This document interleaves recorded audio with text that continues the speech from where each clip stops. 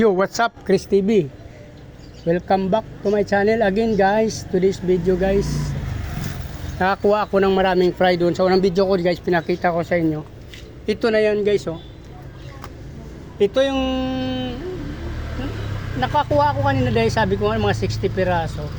Tapos nung itinabi ko sila at balak ko nang ibalik, mayroon ako ulit nakuha dyan, guys, na mga 8 piraso siguro ulit, guys, na dagdag. So ibig sabihin hindi pa siya tapos mag-drop.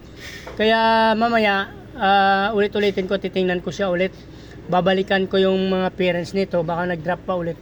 Kasi kanina tapos na ako, sinimot ko na. Nung tinabi ko sila nung pagkuha ko ng fry na to, nung binalikan ko yung tab nila, kasi kumuha ako dun sa aking ABM tsaka sa aking muli na fry, another fry. Ito ngayon nakuha ko dun sa kabilang tab, guys, yan. Dalawa lang yung muli. Tsaka yan, oh. Sa aking kabilang tab din yan, guys. Ilang piraso yan. 2, 4, 6, 8. Almost 10. Ito dalawa. So, nung binalikan ko yung tab nito, guys, nagkaroon ulit ng fry. Kaya nadagdag ko na rin ulit dyan. So, minabuti ko na lang na dito sa labas to ilagay, guys. Mayroon tayo ditong tab. Yan, oh. So, parang hindi kasya. Dito natin i-acclimate. Hindi. Medyo mahirap lang. So pa, guys, dito ko na nag-decide ako dito na lahat ilagay, guys. Yan. Ang muli nandito na rin. Dalawa lang naman to. Sama ko na yung muli dito, guys.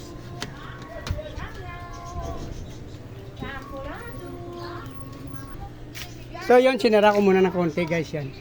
Kasi meron dito dumudukot ng mga fish natin, mga bata. Meron mga batang makukulit, hindi natin lahat talaga mabantayan. So dyan na lang muna after 20 minutes. Tsaka natin mamaya tanggalin. I mean ibitawan.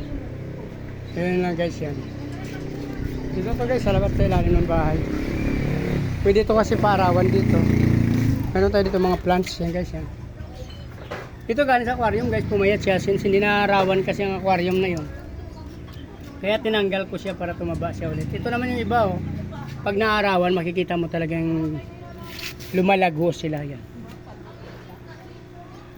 Lumalago, yan. Maganda talaga to, guys, pag yung aquarium mo talaga medyo hindi kahit actually hindi naman dapat talagang tutok sa araw, pero nasisinaga ng araw kahit paano kakaunti. Ito, guys, naharbisan ko na to. Pinagtatanim ko yun dun sa taas sa mga cup at glass, kaya kunti na lang dyan. Same din dito, nag-harvest na rin tayo dito, guys. Kumuha na rin tayo ng mga plants dyan na pinagtatanim doon sa taas sa mga sa mga glass lang, cup. Ayan.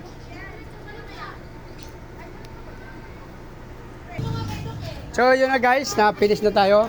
Wait ko na lang nito ng 20 minutes, guys, bago natin sila bitawan. Ayan. Dito tayo, guys, sa ilalim. Mayroon tayo dyan grow out. Meron tayong mga aquatic plants binibenta, guys, aquatic plants.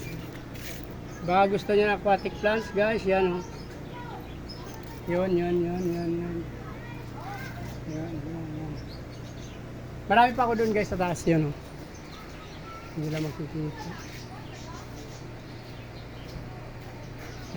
Sa taas ng bahay meron tayong mga aquatic plants pa dyan, guys. Yan. Meron tayong mga tub dyan ng mga breeder. Yan, breeding tub. Ayun, oh. Haba na, guys, oh, dragon fruit. Hindi pa na, pwede na tanim yan, guys, yung stem ng dragon fruit. Tagal na yan, pero hindi naman namumunga. Dito yung ating carwash, guys, and drum. Pwede makina natin sa loob ng bahay. Yan, yan yung ating drum. Yan ang control natin, guys.